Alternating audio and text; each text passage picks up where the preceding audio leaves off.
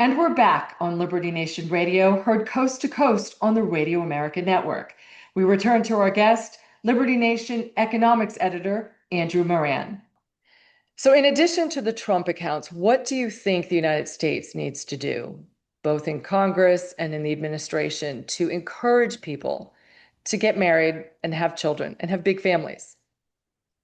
I guess for the average person, emulating programs you see in Europe or Asia could be one factor. I mean, you could have monthly stipends, you could have paid maternity leave. Up here in Canada, they increase it to 18 months. In the United States, a lot of private companies they'll give you 90 days, and that's not, of course. That's not enough for a mother, a woman to care for her child. So, outside of that, you could encourage private companies to provide greater maternity leave for women.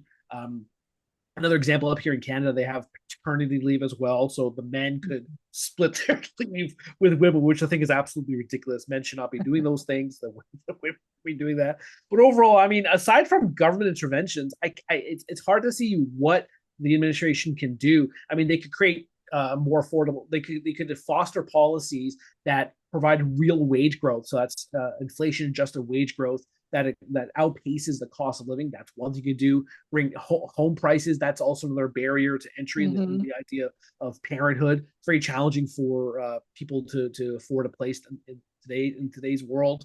The state of the education system, that's another factor. I think parents need to take into account how future it is. So I think it's a broad array of items that the administration will have to tackle in order to encourage it. But I think just the idea of itself needs to change. The idea of parenthood.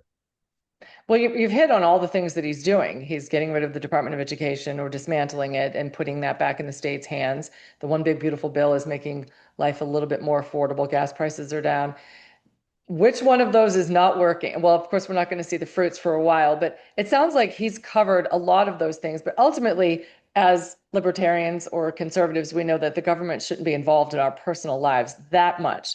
What can society do to kind of cheer each other on and bring and make it in vogue again to get married and have kids? How about go to church, join a club, hang out with your married friends? You could make that a rhetorical question. I could joke by saying, I'm a hermit, so I have no clue about what society does, and you could say, well, here's my suggestion.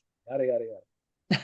You're not a hermit. My parents used to do that when I was a kid. We always had somebody who was single over for dinner. I don't know, if that was in there. My dad had this buddy Eddie who would never get married, and Eddie was always over for dinner.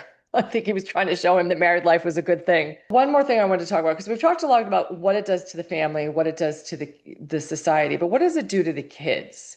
Because we know that they need to have a lot of affection and attention growing up. So less people around, less hugs, less attention. We talked about some of those statistic numbers, but do you think it hardens them to getting married later? Do you think it preconditions them to stay single because they've seen things at home that they don't like, or they just are just soured on marriage?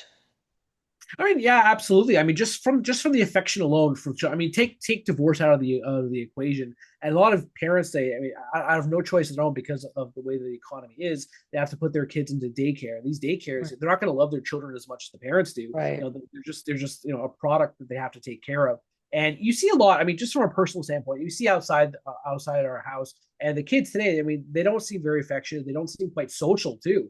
Our Right. kids, they've been home. They were home with their mom till they were 4 or 5 years old, and they went to school. And they're very different from the rest of the children. They're very clever. They're very talkative. They know how to communicate with people. They're quite happy. They're quite emotionally stable. And you see a lot of these other children. It's just they don't know how to socialize. They don't know how to communicate. And I think one of that is that they were thrown into those community centers or daycare centers. Another factor too is that so many people are on their phones, and these moms and dads they have to they're too much on their devices, or they have to work too much, so they don't get Right. to see kids. Especially too, we live in an affluent neighborhood, and you see a lot of these rich parents that depend on nannies to take care of their kids. And so I Hmm. think this whole conversation we have, you can't pinpoint down to one specific solution or one specific problem. It's just the way society is these days. It's a whole variety of factors that are contributing to either the cause or the solution.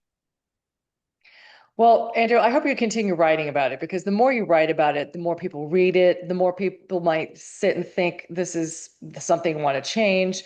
And I think just putting that out for our readers to read might be the seed that needs to grow to change people's minds. But Andrew Moran, two very fascinating articles. I suggest you all go out and read them. You will learn a lot and it might inspire you.